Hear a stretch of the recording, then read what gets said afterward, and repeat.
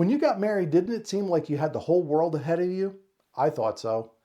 So when I got married, I thought I understood relationships, but it turns out I didn't. The truth is, I walked into a marriage with a huge disadvantage that I didn't recognize over time. My parents were divorced.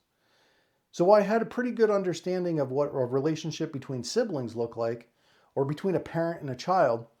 I never really saw what a healthy relationship or a partnership between two adults looked like. I knew what I didn't want, but I had no idea what I wanted either. And that wasn't a clear path. Growing up, I watched my parents' marriage fall apart. So when I eventually got married myself, I carried one very clear lesson into that relationship. I don't want my marriage to look like theirs. But here's the problem.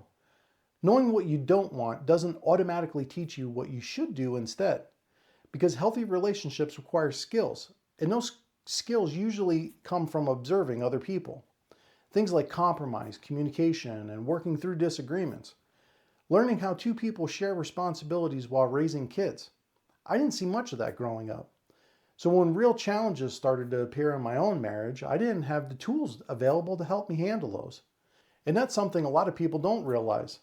Relationships grow and change over time. But if your skills don't grow with them, that's when problems start showing up. When things got difficult in our marriage, I often fell back on what I learned growing up. And what I learned growing up was simple. Avoid conflict, keep the peace, and don't push too hard. Because conflict in my childhood home usually meant things were about to get way worse. So avoiding arguments felt like the safest option.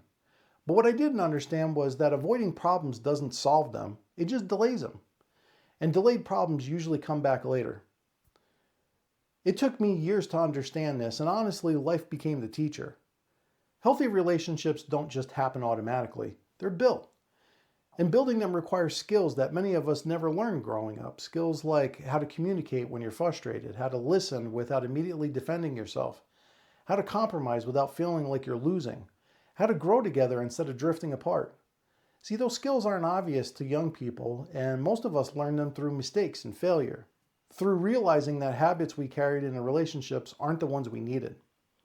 The one thing I've come to understand over time is that relationships evolve. The way you talk to your spouse early in a relationship won't work the same way 20 years later. Just like the way you talk to your kids when they're 2 years old isn't the same way you talk to them when they're 20. People grow, responsibilities change, life becomes more complicated, and your communication skills have to evolve with those changes. If they don't, the relationship slowly starts to drift. So if you ever feel like your relationship is drifting because your skills aren't matched where the relationship is today, start with something simple. Take a moment to evaluate your emotional state, your communication, and your attitude toward your partner. Plan some time together. Maybe go on a walk. And have a conversation where you honestly evaluate the relationship. Ask questions like, what did you think about the decision that I made? How did that make you feel?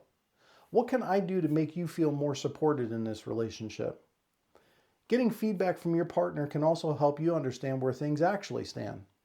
And it helps both people make small micro adjustments in that relationship that are needed over time. The important thing to remember is this. The only person you truly control in your life is yourself. You can't control how somebody else feels, but you can choose to stop doing things that hurt them and do more of the things that strengthen a relationship. You know, looking back now, I understand something that I didn't understand when I was younger. Relationships don't fall apart because two people disagree. Every couple disagrees. They fall apart when people stop learning how to communicate through disagreements.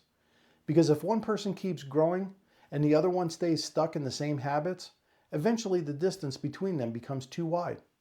And that's where relationships require something that many people don't think about: continuous growth. See, on this channel, we talk about the real life lessons that eventually teach all of us about discipline and relationships, responsibility, and the habits that shape the person you become. If those are conversations that you're interested in, consider hitting the like and subscribe button, and I'll see you in the next one.